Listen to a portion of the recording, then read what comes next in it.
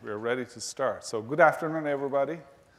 Thanks very much for being with us this afternoon. And those of you who are joining us through webcast, again, welcome.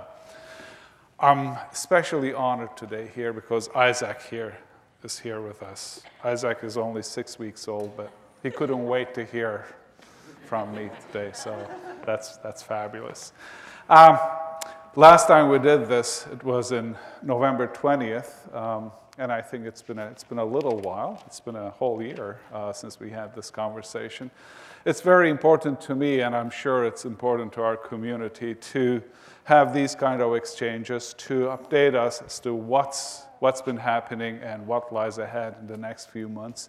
And it gives us an opportunity, again, to learn from each other. So I'm looking forward to your questions, your participation, more than what I have to say to you. But I will take about 20 minutes or so. I won't speak longer than that, and then hopefully we can engage in a conversation and answer your questions as best as we can.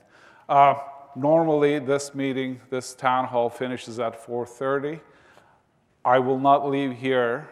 Whoever wants to leave after 4:30, that's fine. But I will not leave until I've answered every single question that you may have. So we're not going to leave you without questions being answered because we may run out of time. And why are we here? Again, it's our chance to update each other. I've said this several times. You heard me talking about our changing world. As recently as a couple of weeks ago, I spoke at the KW Chamber event again, emphasizing on the fact that our world is changing at an unbelievable pace. We are in the midst of unprecedented change, and the university is right in the center of this change. We cannot isolate ourselves from what's going on around the world. I mentioned it on many occasions that part of the reason why we are seeing this change is because of the availability and accessibility of information and knowledge wherever we are instantly. The world, the demographics is changing rapidly. We talk about income distribution. We talked about how the middle class in various countries is growing so rapidly, and not in hundreds of thousands and tens of millions, and that's going to continue changing. What does it mean to our institutions? What does it mean to universities? It simply means that the demand for education is going to continue to grow. But more importantly, demand for high quality, high impact education opportunities will also continue growing. And what does it specifically mean to the University of Waterloo? How do we align ourselves to be able to meet that challenge? At the same time, the economies are going through significant turbulence. At the same time, we hear it over and over again that there's no need for us to hide it or sweep it under the carpet, that the question of higher education is being raised, the value of higher education is being questioned, and the universities are put on a spotlight that what is it that actually we're enabling our students to do, to be able to do? What it is that they should have so that they will meet all the challenges that will be facing them after they graduate. We hear over and over again that the unemployment rate among university graduates is on the rise. And some of these are not true at all, but we're not going to debate this here. How is University of Waterloo preparing itself in order to meet these challenges? And that's what I want to talk about today. So there are ways to do that. We are well aware of all the challenges, from demographics to social, economic, and technological challenges, from energy to water and to poverty. And the university is determined to make sure that we will be contributing towards the solution of these. How do we do this? Through our talent and through our knowledge generation here.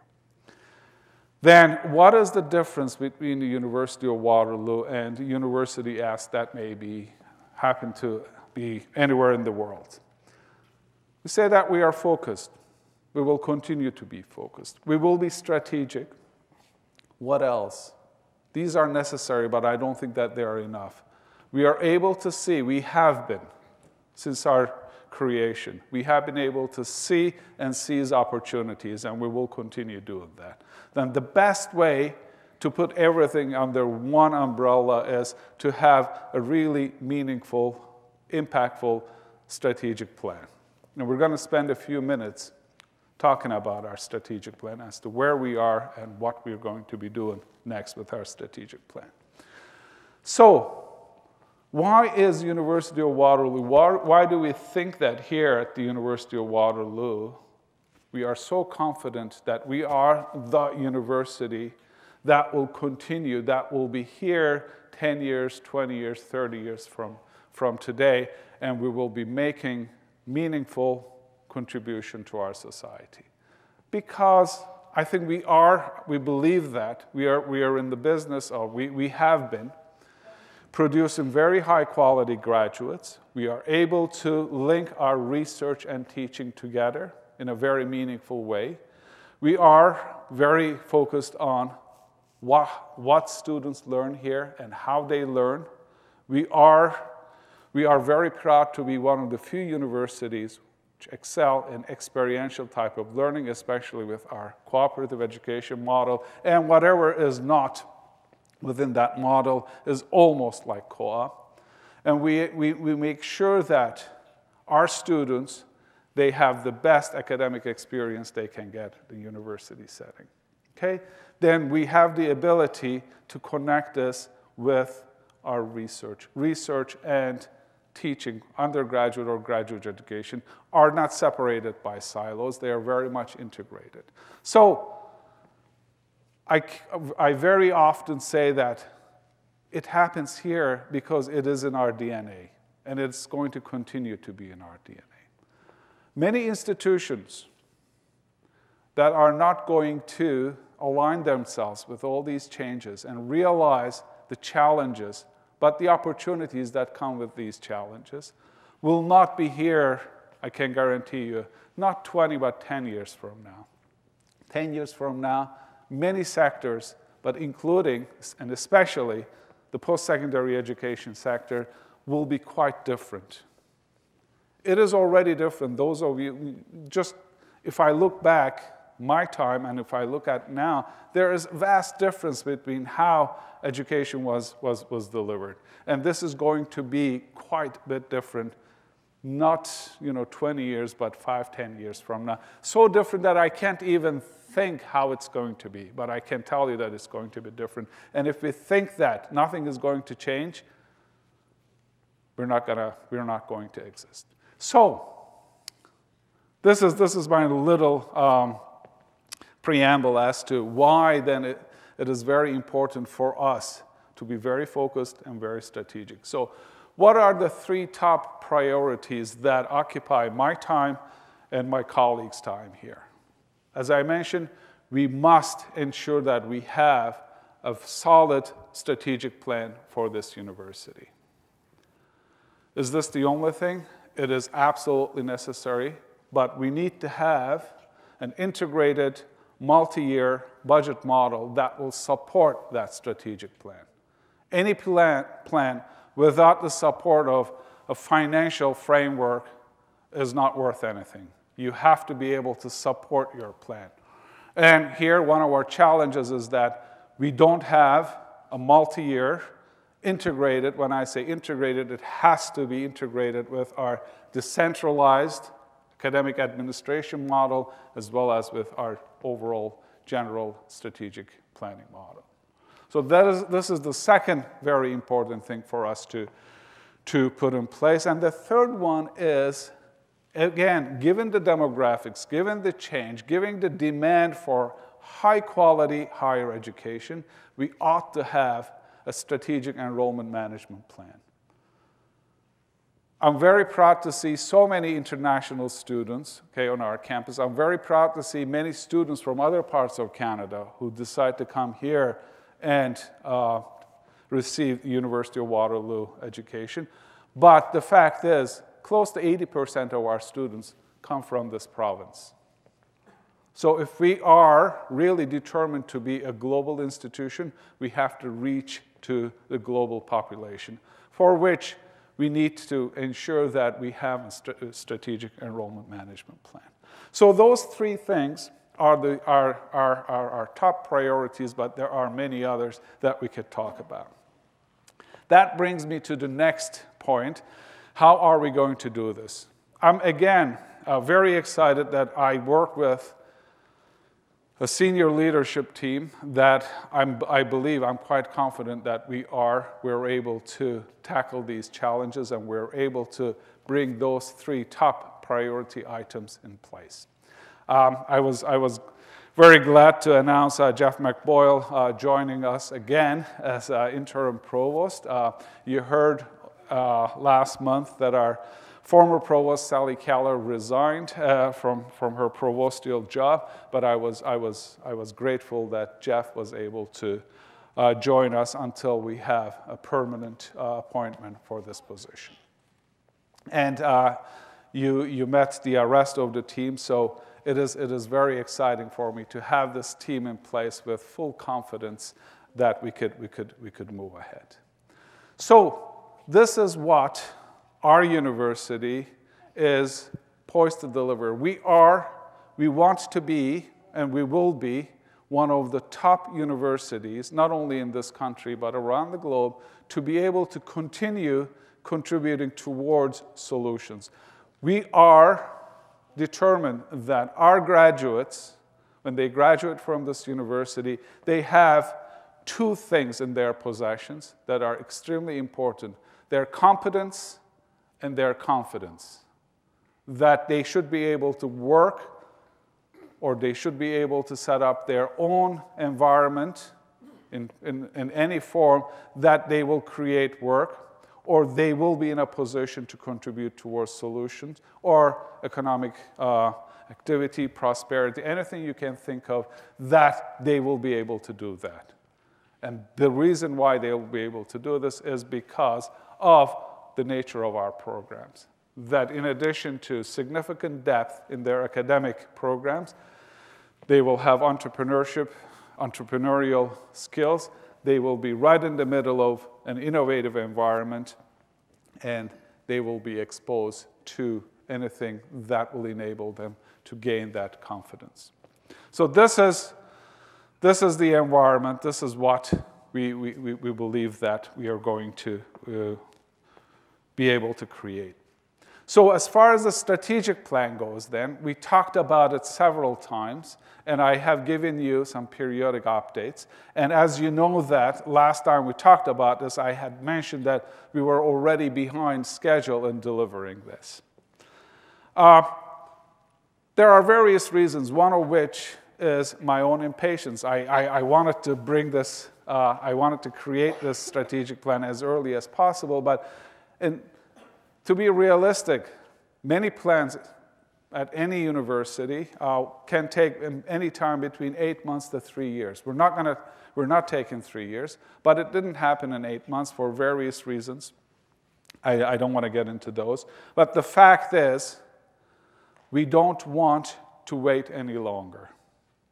So we are able to now move decisively in these three areas: strategic plan, the budget model, and enrollment plan, and we're not going to waste a minute. Our plan is now that we hope by June we will have a written plan in place. By April, we are hoping that we'll have the first draft of the plan available for comments and further contributions. In May, the Executive Council will go on its annual retreat, and we will devote a full day and a half to iron out other parts of the details of the strategic plan and hopefully have it in place. This has to be integrated, of course, with faculty plans and many other plans.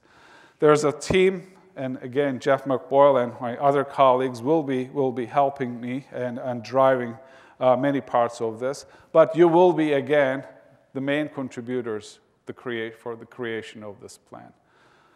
You will recall that we had many consultations through the mid-cycle review process.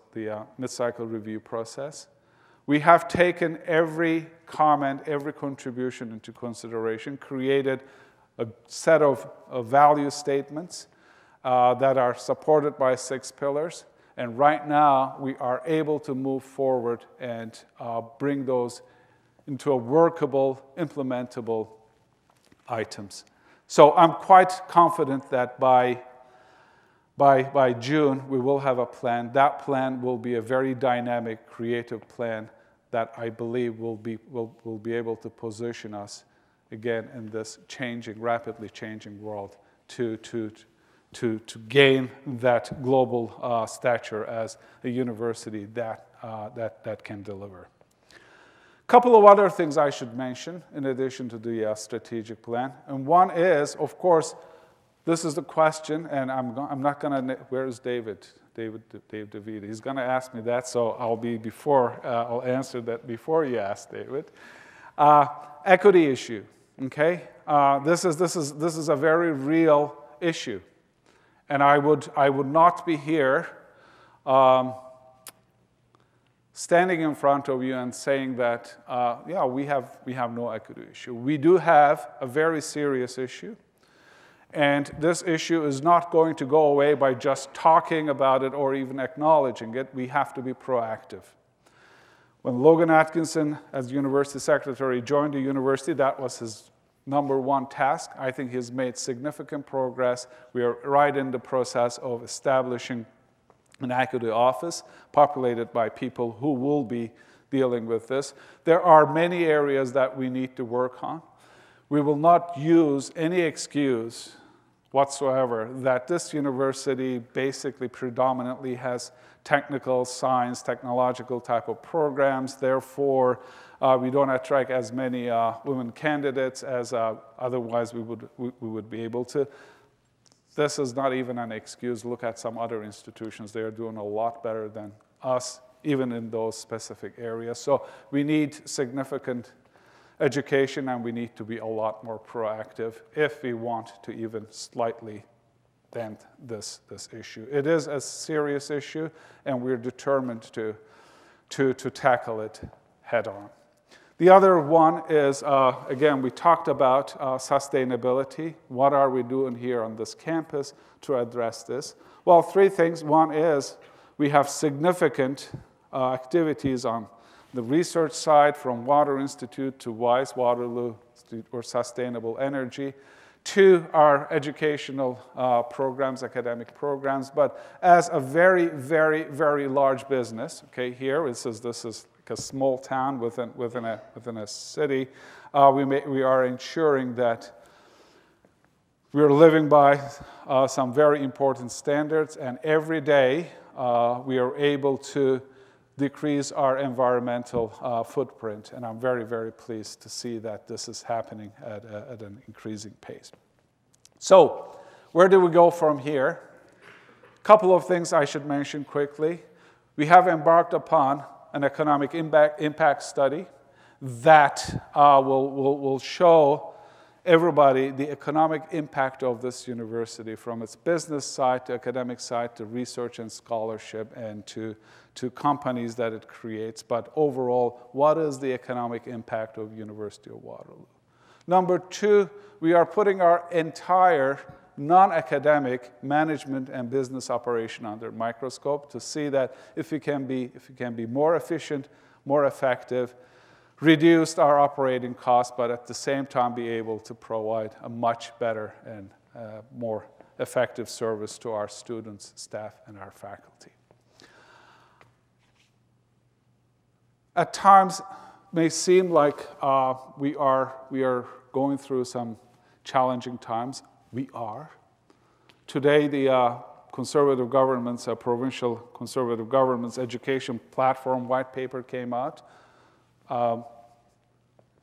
I'm still very confident that despite that white paper, we will be contributing significantly. It's a very, very exciting time to be at the university, and it's extremely exciting to be here at the University of Waterloo. Last Friday, as you'll know, and I'll take any questions regarding last Friday. I was here in my office, and I had meetings all day, so it was a busy day for me, and it was a very productive day. Nobody else was around. I was looking out of the window, and it was fascinating to see so many students. They were still out there. They were running from one place to another one. At some point, little after lunch, two groups got together, and they were having a great time playing snowball fight.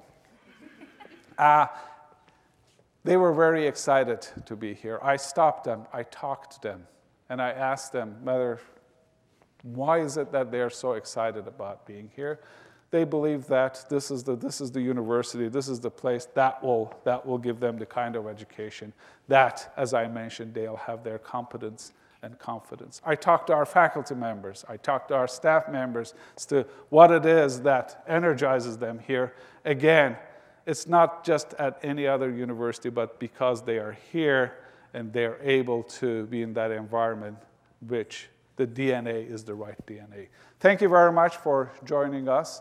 I'm going to ask Jeff to come up and join me and my other colleagues here, my vice president and decanal colleagues. Thank you very much again for being with us today, and we are ready to answer your questions. So Tim Jackson is going to coordinate the traffic because he will also be getting some questions via email or web.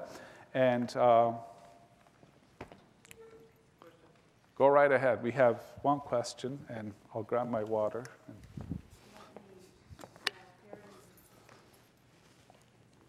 we start, can you hear me? Is this working? I don't know if it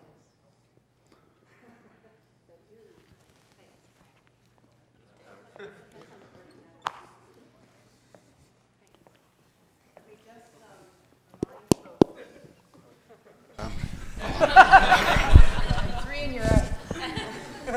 We are a technologically advanced university. So maybe what you could do, because your mic is working, Yes. is just remind everyone that send in questions by email, townhall@uwaterloo.ca. Join us on Twitter.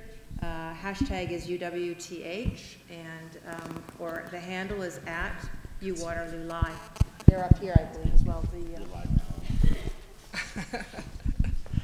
Okay. Okay. And in November, I did miss introducing Aaron Miller, who's beside me on my right. Aaron is our manager, social media and community engagement, and he is going to be monitoring all the Twitter inquiries today. So Feridun said we had a question from the floor. Right here.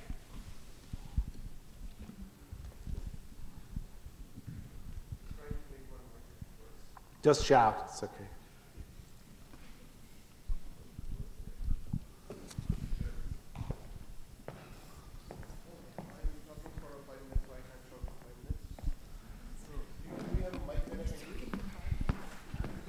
Well, just go ahead. I can retain it for 25 seconds and then. It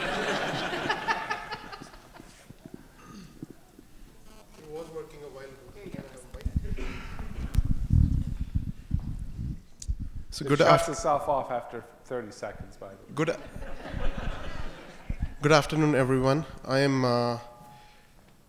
very happy to be here, and I felt very happy listening to you, President, for the first time, and I see that you are passionate about making a change in the lives of students. I'm going to talk about a problem that cannot be solved by mere talking or acknowledging. It's there, but we need to be proactive. Just saying whatever you said before. I'm a graduate of the first batch of nanotechnology engineering class of 2010.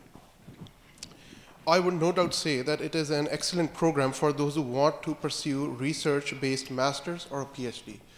Excellent program. We don't have a program anywhere else in Canada or in the United States where students are they're made aware or they're acquainted with such a variety of research in different fields, electronics, biomed, many different fields.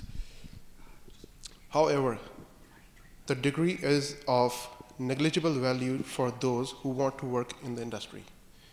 And I have learned at Waterloo that whenever I make a statement, it has to be defensible. And my motive here is to make everyone here aware of the reality of the program and try and save the career of 30 or so brightest students who enter nanotechnology engineering each year thinking they're going to become engineers in the industry after graduation. Firstly, why don't companies prefer nanotechnology engineering graduates? I'm giving first-hand experience. I've been in the industry for 3 years. Please bear with me as I complete what I have to say. First reason is because they are not aware of the program called nanotechnology engineering. When students apply to, say we search up a company in Ontario, you look up the job website and you look at the drop-down menu, there's no listing of nanotechnology engineering. When students apply for master or PhD programs at other universities and they want to be there, and there's a section that says select from the drop-down menu what program did you graduate in, nanotechnology engineering is not there. You always have to select other.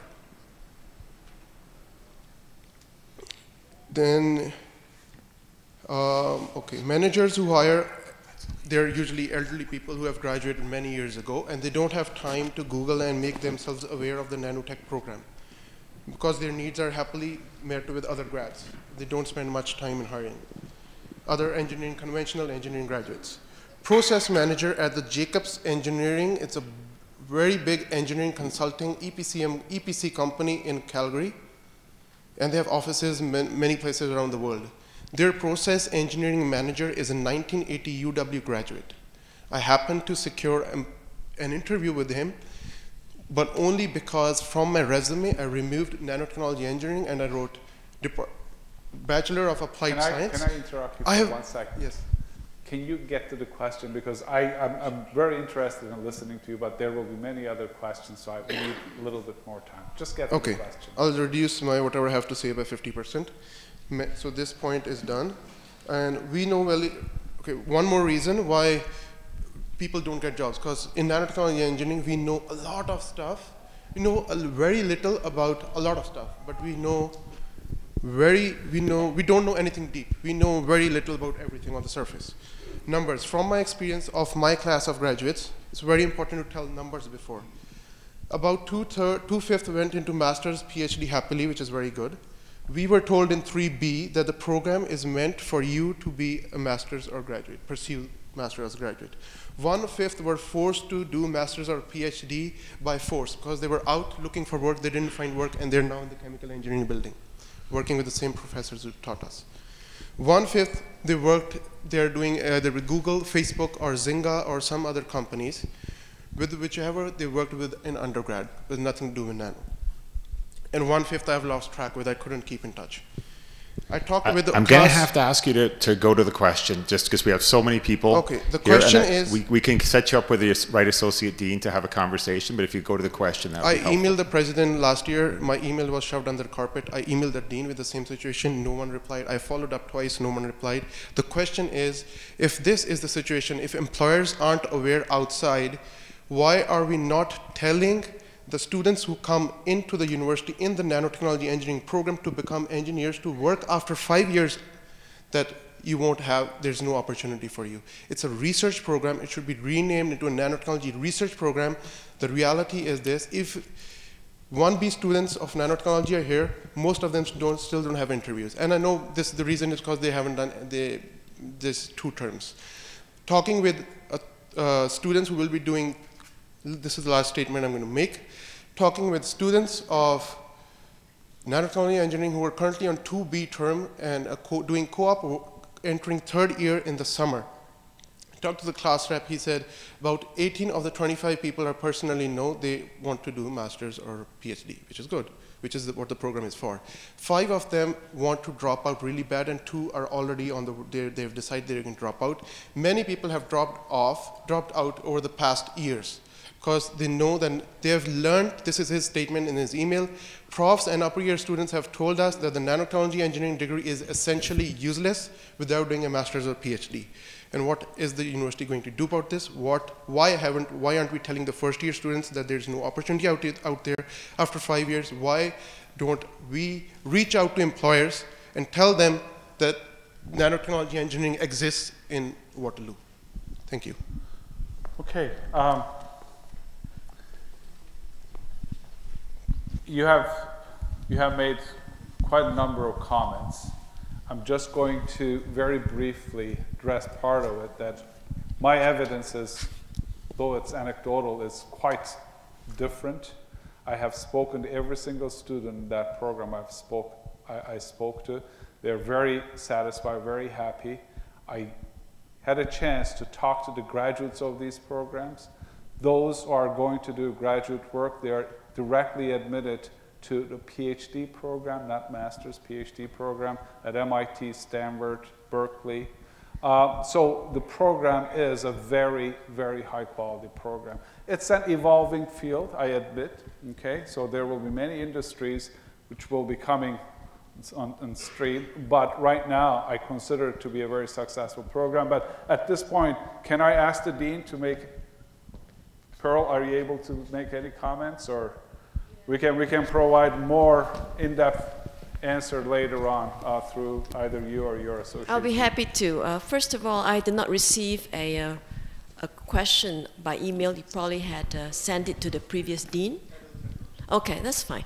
I do say that all the programs in engineering right now are accredited by the Canadian Engineering Accreditation Board, which means nanotechnology is also accredited. It's not possible to graduate a student right now from nanotechnology, you know, unless that program is accredited. And it means that the profession, the engineering professional board, the Professional Engineers of Ontario, and the Canadian, which is the National Board for Accreditation, has recognized it as truly an engineering program. So it's recognized by profession. And as all the other programs in engineering, there are all the elements needed to prepare a student for a profession are there. And of course, the engineer today and the engineer of the future is not just the person who's going to work in a factory or a government service. They are also engineers who are going to be prepared for research and also for entrepreneurship. So I think it's a changing and evolving program, and I do say that it's not just meant to prepare for the so-called workplace that is restricted to factories, and so, you know, engineering is also preparing the engineer for the research environment. Thank you. Thanks, Bert. I'll be happy to follow up with you, okay? And any others, wherever else may have concerns on this issue. Thanks. Next question. From the floor, oops. Question from the floor.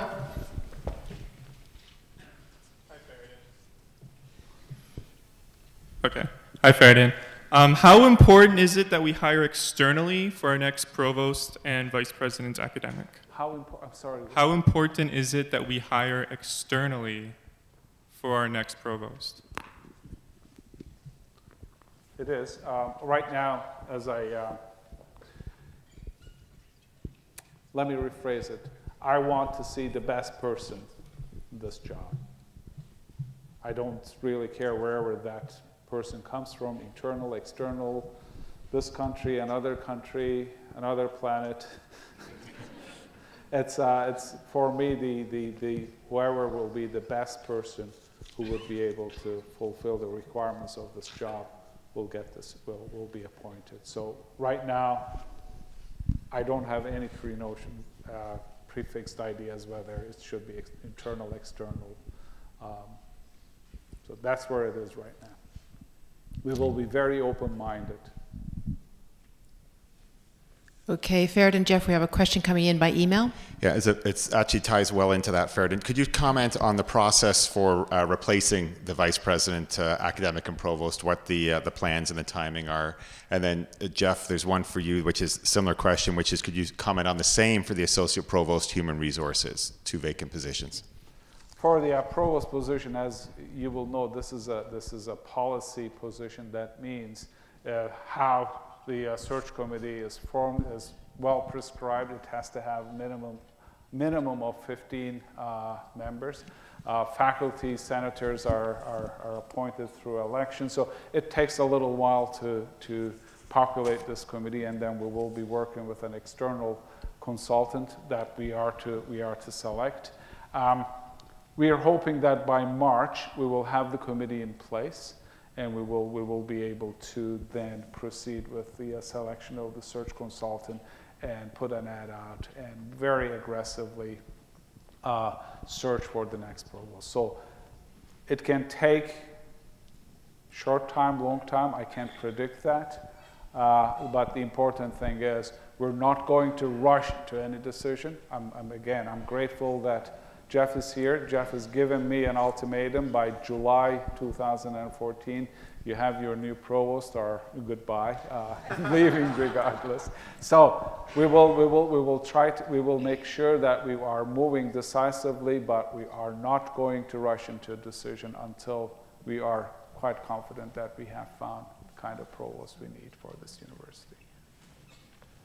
On the associate provost, human resources, we'll probably be setting up a committee in the next couple of days. And once we get that committee together, we'll set up a job description and an advertisement, and we'll be advertising hopefully by the first couple of weeks of March. I think there was a question from the floor here. David Barreca, President of the Faculty Association. Microphone, sure. We're asking you to use the mic so that the folks that are watching on the webcast can hear the questions. Okay, is it working? Yes, it is working. David Barreca from the Faculty Association. My question has to do with the intersection between efforts toward transparency and the closure of the Dubai campus, wherein the lack of transparency was a major issue with the opening of that campus roughly 5 years ago, and there have been also substantial fallouts from its closure. And I'm wondering what explicit efforts toward transparency are being undertaken in light of the above-mentioned experience, especially with respect to the academic impacts and the opportunity costs for main campus activities for our dealings with the Dubai campus. David, just one point of clarification, if you keep the microphone. What aspects of the closure you think that weren't transparent? Well, it seems as though the decision to close was never passed through Senate, just as the opening was discussed at Senate, but it seemed as though it was already a done deal back in the day. And it seems as though on both sides there have been substantial impacts in terms of academics as well as financially. I'm focusing on the academic impact, but there are also financial implications as well, and opportunity costs all around. And I'm wondering if you could comment on any efforts toward transparency that might emerge from our experience with Dubai. Yeah. I'll be happy to, David. As you will recall, I provided periodic updates to Senate as to what was happening with regard to the Dubai campus, and I kept doing this. We should also remember that opening or closing campuses is a Board of Governors decision, but we made sure that the Senate was well informed at every step of the development and where we were heading, what the issues were, what we were planning to do, but the ultimate decision rested with the Board of Governors. But even before that, Senate was informed that we might be heading towards that direction. So I don't think that, as far as I remember, my colleagues could jump in as well, that Senate was kept from any pertinent information, including the financial issues that faced the Dubai campus. So transparency is important. As you or other colleagues will know, that we have this open dialogue at Senate, and anybody could raise any of these issues or other issues. So I don't think that myself or my colleagues withheld any information from the Senate as to where we were heading, what the issues were. I'll be, again, happy to discuss this further one-on-one, but this is, I think, everybody should know that Senate was, as far as I could remember, was fully briefed. Okay, Aaron, you've got questions from Twitter. So the first question from Twitter is, what does the University of Waterloo do to incentivize quality teaching over research? There seems to be an imbalance, especially in the STEM subjects. On that issue, about a year and a half ago, we set up a teaching task force, and under the chair of Donna Ellis from CTE, And there were many recommendations for that. We are following through on these recommendations. In fact, there's another one of these recommendations we'll be discussing at the Faculty Relations Committee on this Thursday. We can't operate every one of these recommendations all at one time. We've started with the university teaching fellows, and we are now working through to some of the other issues. We do value teaching. We view it's very important, and we need to see a balance between teaching and research. If Aaron? I could just add a little bit more to it. There may be some isolated cases where we may see that imbalance, but overall as an institution, as I mentioned, this is one of the pillars of this institution, that the two go hand in hand. They're inseparable. This is not an undergraduate college, nor is it a research institute. This is a university where scholarship, research, and teaching and learning, they go hand in hand. Therefore, they're of equal importance. And this is what is going to guide us when we are developing our strategic plan further. Aaron from Twitter. On a very different note, somebody is curious what questions Feridun will ask Chris Hadfield during the conversation from space this Friday. I wouldn't ask him, what's up, Chris? Yeah, no. I think it will be interesting to ask him probably every time he's orbiting over Canada, when he sees our country, what inspires him about Canada every time he sees our country, because it inspires us to see him up there. It's fabulous, but what will be his inspiration about Canada? Okay, we had a question from the floor here. Thanks, Melanie.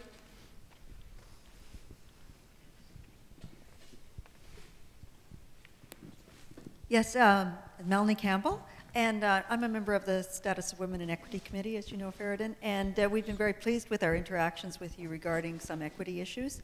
But given that 3 female senior executives, senior administrators have left recently, there's a shift in the gender balance in the senior administration. I wondered if you could comment on any approaches you've thought of in that aspect. As you know, I'm well aware of this, and it is upsetting. However, there were some decisions had to be made by individuals regarding their career choices or other aspects, and this is the situation we're in. We are quite determined to ensure that we will bring the best people into those positions, but we will not be ignorant to the fact that sometimes it's very difficult to find those best people, especially women candidates. We will make sure that our search processes will be very thorough and encouraging as many people as possible to come forward. But we're not going to stop there either. When they come forward, there are differences in ability of people to even accept offers because of various differences, and we will make sure that this university will be as flexible as possible if we think that we have a really good candidate, a female candidate who could take the job. So there are various processes, one of which, again, we will start with our equity process, that every single search process will have to go through that equity process to ensure that we know all the issues and challenges. So I'm hoping that we will be able to attract many female candidates for these positions, and that we will be able to address this gender imbalance. But again, just sitting here and wishing that will happen is not enough. We need to be proactive. Thank you, Feridun. Tim. Question through email.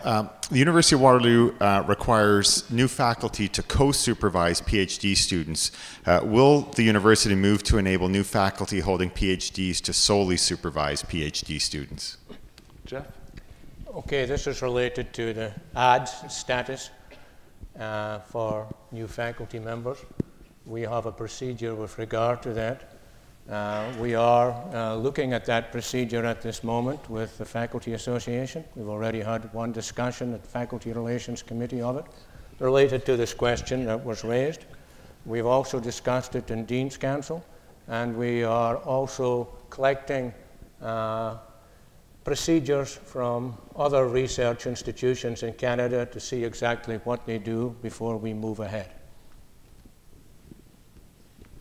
Okay, there's one from the floor up here, and then is it Skid? Yep. Yeah.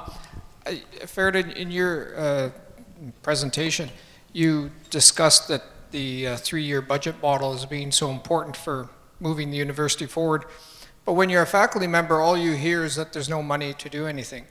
And so I'm wondering how a 3-year model improves that over a 1-year model, because either way, nothing, you know, you budget nothing for 3 years, you budget nothing for 1 year, it's still nothing.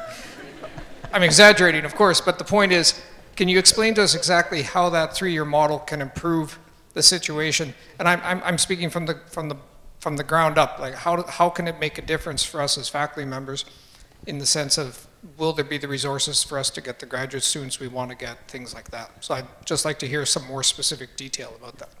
I'll start this, and then I'll ask for Jeff's help here. First, I did not say that it will be a 3-year model. It was a multi-year model. So you assume that it will be 3 years, which is the right assumption, but just wanted to make that correction. Could be 3 to 5 years, okay?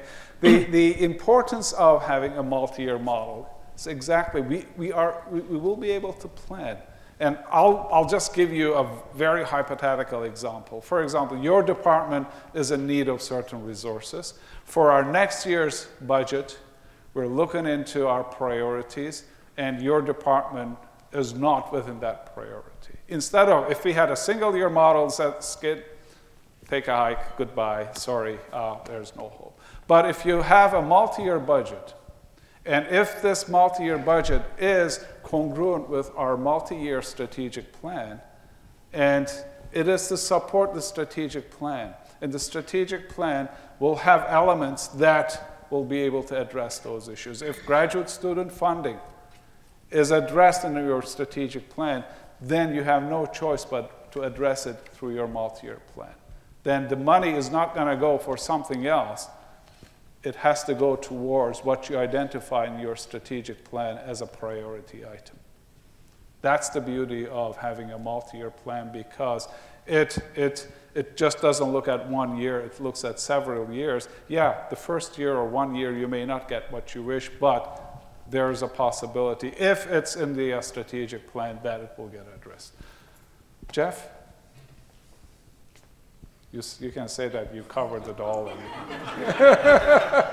No, I wouldn't say that. I think the first thing we have to do is to change the budget model. The budget model at the moment is a historical budget model. We have to reinvent that so that the deans and other unit heads know how much money they are getting and where it's coming from. In other words, a more transparent process as to how much money of the tuition, the grant, they're actually getting. Once we've got agreement on that, whatever the model may be, then the deans and others want to know, if they are asked to take more students over a 3-year plan, how much more money is actually coming into their faculty.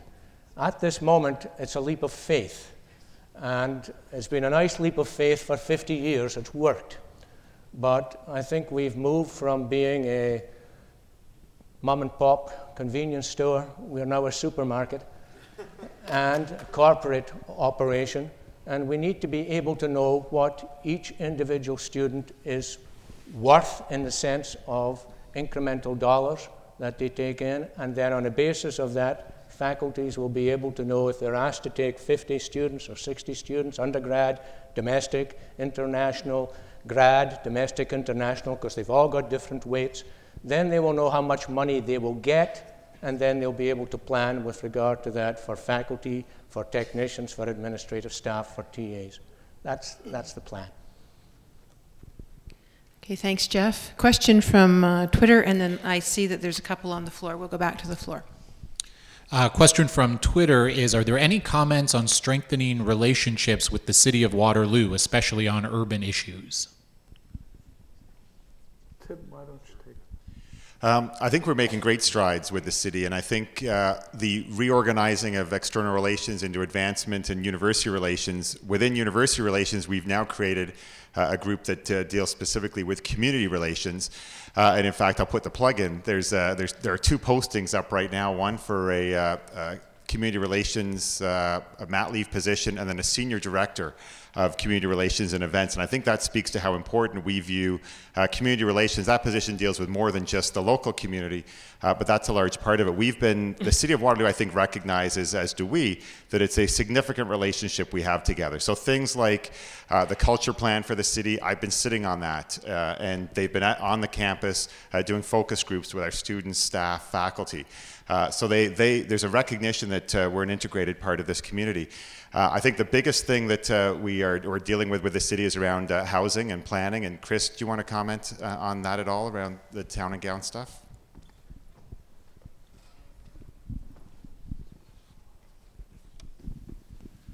As some people know, we've been discussing with the City of Waterloo the housing plan that has evolved for students who live off campus. We haven't always seen eye to eye with the city. In some cases that may be an understatement, but the dialogue's continuing, and one of the main forums that we have to do this is through the Town and Gown Committee of Waterloo. And that committee is undergoing a kind of a governance review, and we've had some good discussions with the city recently about what that committee looks like and does, and how much impact it can have on the future of kind of the strategic direction specifically related to universities and how it intersects with the city. So the discussions continue. We haven't made a lot of progress, but I think we hope the city is listening and is starting to appreciate in a bit of a different way how impactful our students and our institution is to the future of the city of Waterloo. Chris, perhaps you can just quickly mention what the underlying issue is between the city and the 2 universities, at least here. We view, and because we have limited capacity to provide on-campus housing, which we do need to build out, but because of the way things are, most of our students live off campus, and the private development industry has seen a business opportunity and has capitalized on that by generating profit by students who live close to campus, but in privately run, basically, residences. The infrastructure that is put in place in these residences doesn't go a long way to contributing to student success. When we build residences on campus and put a program around that to facilitate student success, we have that as our primary goal, whereas the private operators have profit as their primary goal. And so we need to come to a better understanding of what needs to happen with student-run housing between the city, the university, and the private development community. Thanks, Chris. There's a question on the front row here. Right here. Hello. This is Said. So what were the lessons learned from setting up and the closure of the Dubai campus, and were those lessons worth the cost? And how can the university learn from those lessons, let's say, for our Stratford campus or collaborations that we have with the international groups? Yeah. Say there are definitely lessons. It was an important experience for us. Sometimes we need to take risk. It was a calculated risk. I believe it was a good initiative, okay? In the beginning, however, the landscape changed drastically. Regardless of that, if we are to embark upon a similar initiative, it's very important to have a solid academic and business plan in place before we proceed. So that's a very important lesson for us. In this case, we really didn't. We started, and we hope that things will improve as we went along, and after a while we realized that they weren't improving.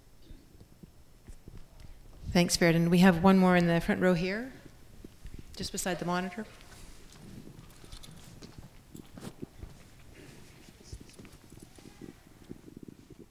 Michael L. Davenport.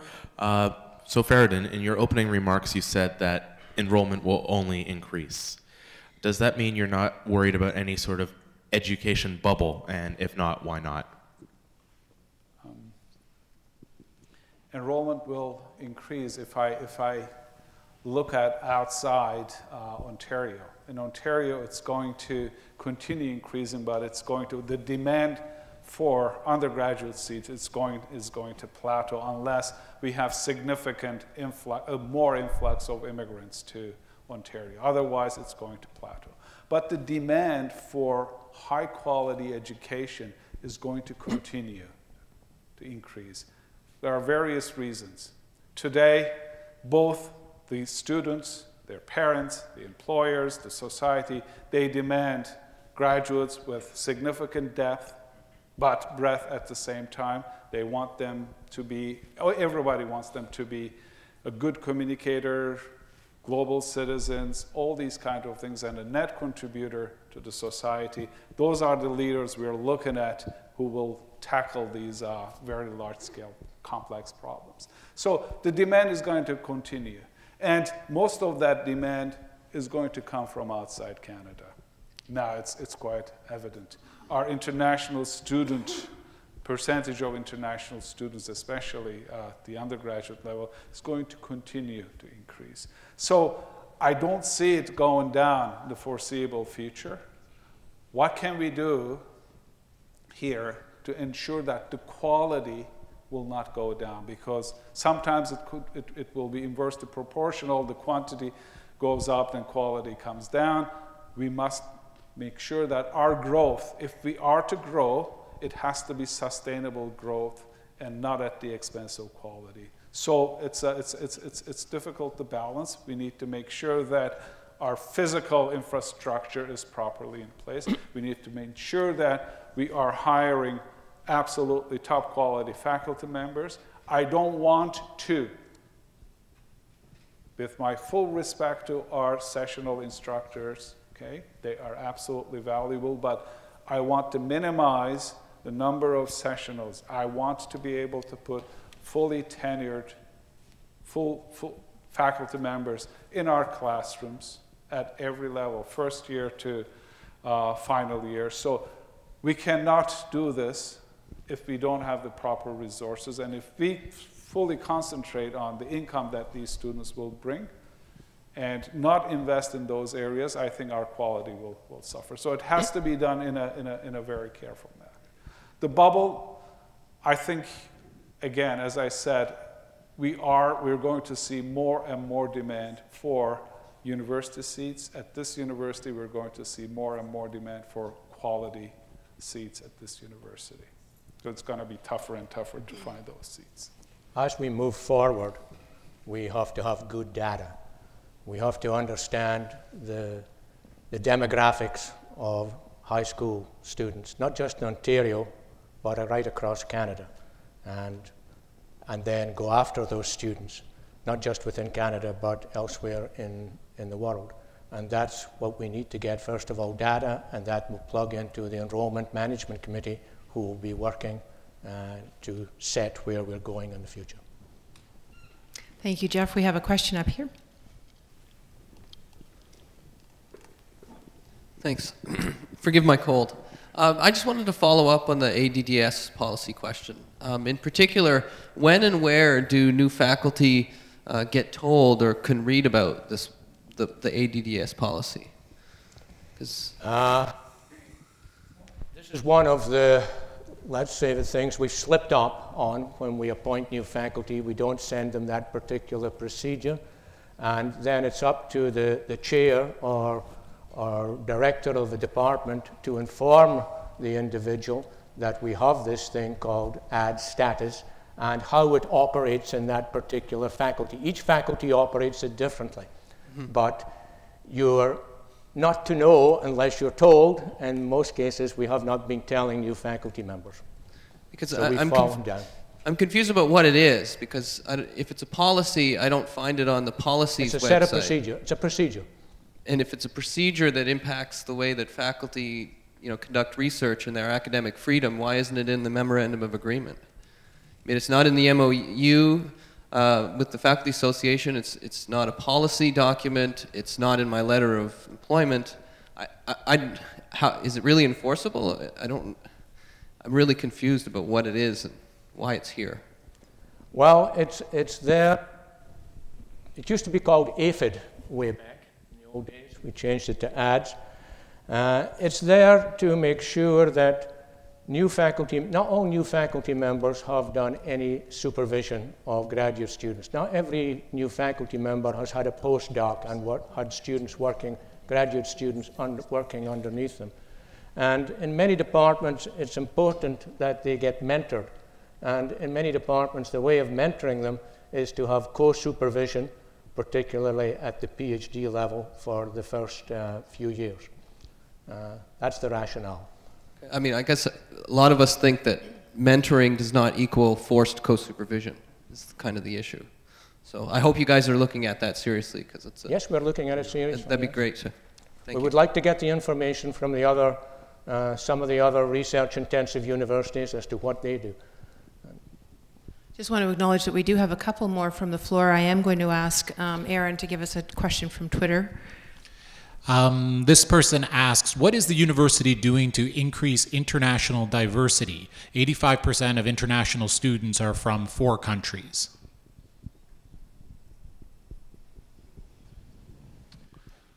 I would have said Nello, but he's been here only for a few days, so who wants to tackle this question? Jeff? Well, our international students, we do, at the graduate level, focus on certain specific countries. And in many cases, the graduates are attracted partly because of the research interests of our university and particularly the supervisors. So in a sense, we're advertising will help, but in many cases, they are directed towards specific researchers. At the undergraduate level, I think the best way we can do this is to keep informing our international students that we are a great university and it'd be well worth coming here.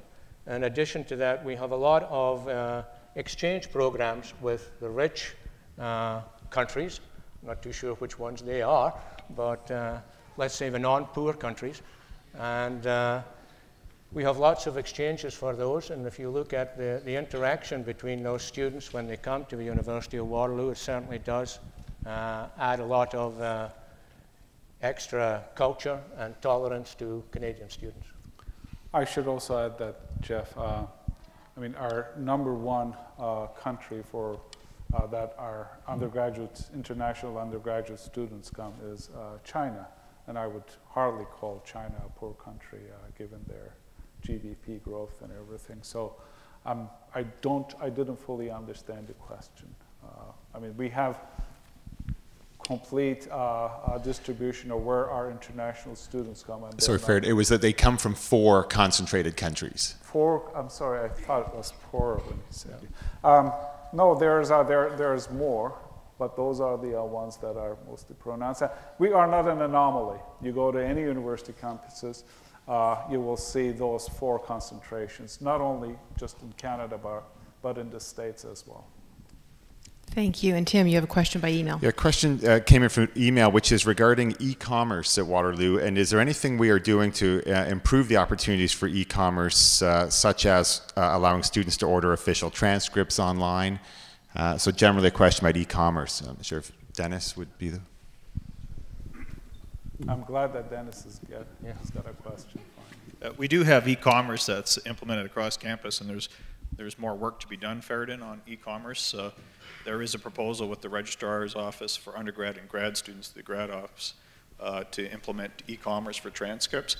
But there is a preference that rather than having it bifurcated into transcripts for one site and lab fees for another, that we actually integrate the student procurement process for miscellaneous expenses into a holistic site. So that's the plan that's going to unfold in the next 12 months or so. Thanks, Dennis. I know that someone over here has been waiting a while. There's a question on the floor. Okay, then we'll go to Tracy. Oh.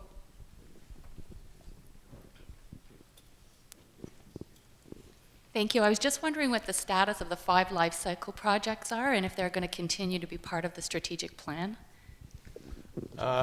Some of the 5 projects have been put on hold because the priority is to develop the university strategic plan and for the faculties to develop their particular plans. The 2 that are still continuing is the one on experiential and entrepreneurship and on the staff life cycle. The others, I say put on hold, but we'll be taking the input from those that have been done so far, the materials being gathered for them, particularly applying those to the implementation plan for the strategic plan. So that's what the plan is at that moment. Okay, David.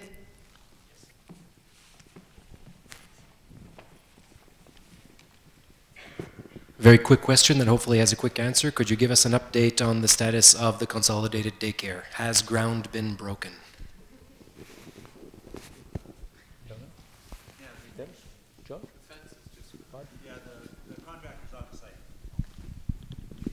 Contractor is on the site. Okay, just scanning questions from the floor. We'll go back to Jim. There you go. Thanks for this opportunity, Feridun. I'm Jim Frank from St. Jerome's University. We bring in a lot of bright students, and I hear from graduates that are not getting jobs that well, I hear the words, their university education is wasted, they're not finding jobs in their field. Is this an issue for universities? And if it is, what should we be doing about it? It comes back to what this gentleman started with. But we can provide a really wonderful experience for students here. But if when they leave, they're saying their experience was wasted, then I wonder if this is an issue we ought to be addressing. There was a program on last week, Generation Jobless, and some people may have seen that, whether you wanted to believe it or not, and certainly not all of it was accurate, but nevertheless, it's an issue that's out there. I did watch the program. My wife kept telling me, don't yell at them, they can't hear you. Jim, good point. I tried to touch on this.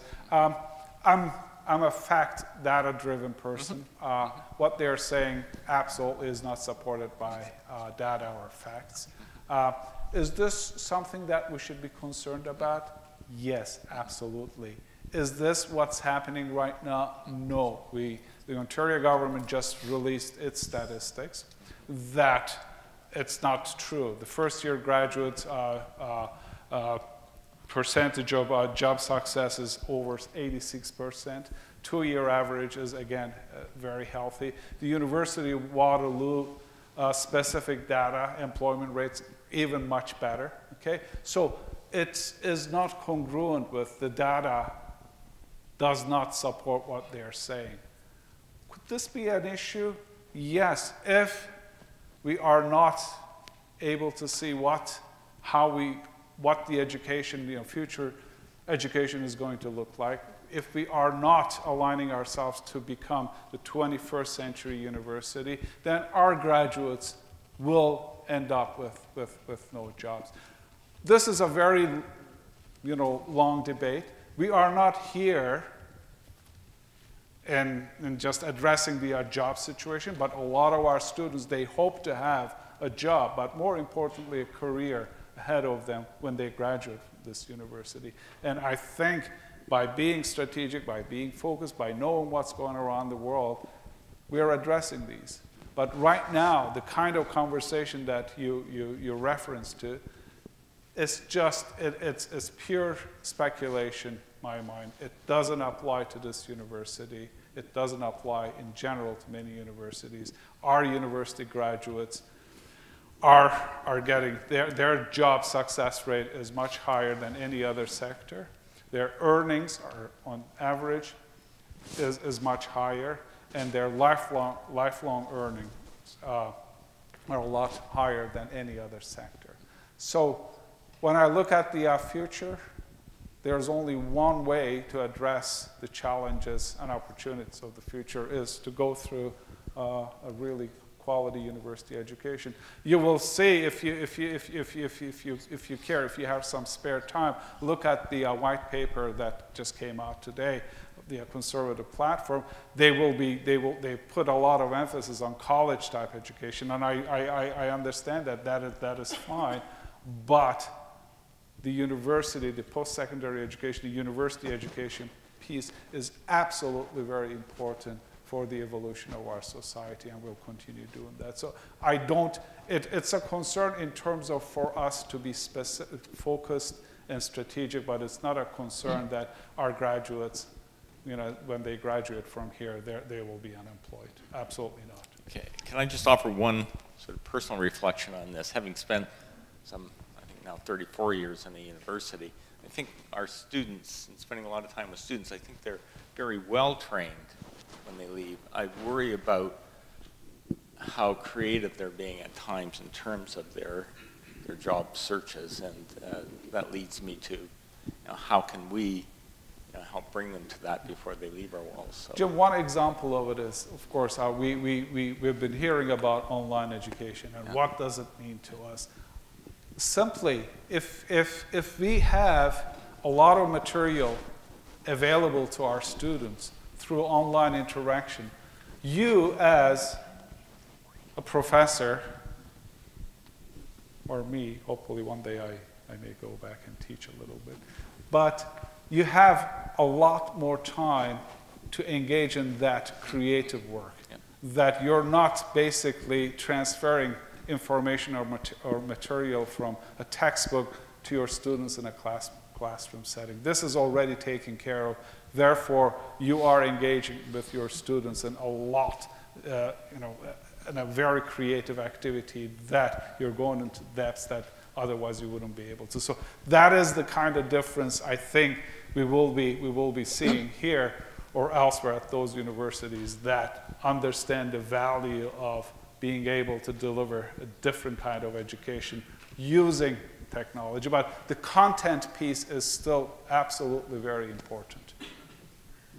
There's a public perception out there, Jim, is what you're saying, and I think we need to counter that with the question this gentleman asked here. We need to do a lot more in communication. We are not communicating what we are doing at Waterloo. We are not communicating the success of our co-op program. We're not communicating the job percentages of that, not as much as we should be doing. And in addition to that, we also are, in a sense, quote, quote, making aware to many of our graduate students the activities they can have outside of academia by the workshops being put on by Career Action, which I think are very important. Now, I said co-op, that's only 61% of our undergraduates. The other 39%, they are getting jobs. They are good graduates. They are really needed. They can critically analyze, they can synthesize, they can communicate, they can talk. That's not true of many graduates from other universities. So I think that we have to make this case, and we have to start developing to our regular students the opportunities of leadership skills and career skills if they wish to take them up. And I think we have the ability to do that. And I think we should be doing more of it and communicating what we're doing to society. Our Department of Communication and Public Affairs, they do have now a fabulous new communication plan, and you will be seeing a lot more active communication coming out of the University of Waterloo. Thank you, Feridun. We've got a question up here. I'll have to pass it back. While the mic's working its way around, Jeff, I've got a real quick one for you, and that is, have you identified any non-essential services that you plan to cut in order to help reduce operating costs? No. But we are looking at efficiencies in some of our services. And that's being forced upon us by government since they're cutting our budget. And we have to react by being a bit more efficient. And we have a committee working on that. and we will be making efficiencies, but at this stage, we have no intention of cutting any departments or units. Okay, up here. Hi. Scott Spidell from Drama. No projection required. Jeff, it's a personal question, actually. There were some files that were on Sally's desk that were to be responded to this month, and I'm just wondering, how are you doing? Just a little concerned. Have you seen all the stuff on the desk yet? And you gone through it all? And Drama's kind of... I've been through it all, and this is... and he's waiting for more. Tell you a little story that will annoy some of you, but we had a snow day on Friday, and the university didn't get its announcement out a bit later than the other universities. We still met it by our deadline of 7 o'clock, and the reason was they couldn't get a hold of me at about 5:45. I was at work. Doing fine, Scott. Thank you. I'm a very happy man, Jeff. Thank you very much. Okay, from the floor, we've got some coming in by Twitter and email, so I'll move to Twitter. This question is, are there any updates on Innovation Village? Will it be a true village or just a suburban expansion of the R&T park? We're looking at the whole issue of entrepreneurship, which we intend to, as you know, it's one of our 6 pillars. We intend to expand in that area. And we're looking at various other various options, including the Innovation Village. We're also looking at areas in Kitchener that we have a presence in, the Velocity Garage. And we're also looking at how we can possibly expand Velocity in many different areas. So we are looking at entrepreneurship. The Innovation Village, I think, was a grand plan. I think it's a 10 or 15-year plan. But in the meantime, we still have to continue expanding entrepreneurship in an incremental manner year by year as we move forward. Thank you. Tim. Could you give us an update on the Tech Town building in terms of, has anything been decided about who is moving in? And then there's a second part, which is the Education Credit Union office staying? On the latter, I can answer that they are staying, and my understanding is they expect to continue their lease. But Jeff, any comments on what the plans are for the building? As Tim said, the credit union will be staying. Walk-in traffic appreciated. The rest of Tech Town, most of the ground floor will be going to applied health sciences for research. And the second floor, we've had about 8 or 9 different groups looking at that space. I am meeting with the deans tomorrow to present them a plan for Tech Town, and if we agree, we'll have a decision on that. But naturally, the issue with that, then you have a whole set of domino effect depending on who moves in there. So we'll be looking at that domino effect as well. So I hope by Friday we'll have an answer to Tech Town and to the domino effect. While we're on the daycare are staying small. While we're on the topic of facilities, a question through Twitter has come out that are there any plans to improve our athletics facilities, specifically the swimming pool, in the near future? We have some plans. We have some serious plans that will involve the swimming pool, a field house, covered field, and a second ice pad. We have secured part of the financing. We were hoping that by the end of December we will have secured more. That didn't happen, but we are determined to add more facilities. As I agree that our swimming pool especially is aging. It will require attention, but we have a plan in place to renew or add new facilities. It's just a matter of putting the finances together. Thank you, Feridun. So I'm going back to the floor. Are there any final questions from the floor? Yeah. Is it from Isaac? Yeah, he's got a question. I'm sorry if I may not have caught what you said right at the end, Jeff. Is the daycare also staying in the Tech Town building? Yes? Okay. Yes. Thank you. Yes. Okay, and we have one more from email. Tim? It's a question about, yesterday a new minister was appointed to the portfolio training colleges and universities, and I will give you a quick plug. Brad Dogood, the minister, does tweet, and you should all follow him at Brad Dogood, all one word, so that he knows Waterloo is actively following him. The question, Feridun, is if you get to meet this, when you meet the minister for the first time, what will you tell him about the University of Waterloo? I have met the minister several times. He was the minister of MEDI, Economic Development and Innovation. He does know this university quite well. He knows the region quite well. But I will, under his new portfolio, I will tell him what I told you about the University of Waterloo and reiterate that this university is, we consider it to be a very special university, and that at some point this government or any other government will have to take a very serious look at the post-secondary education sector.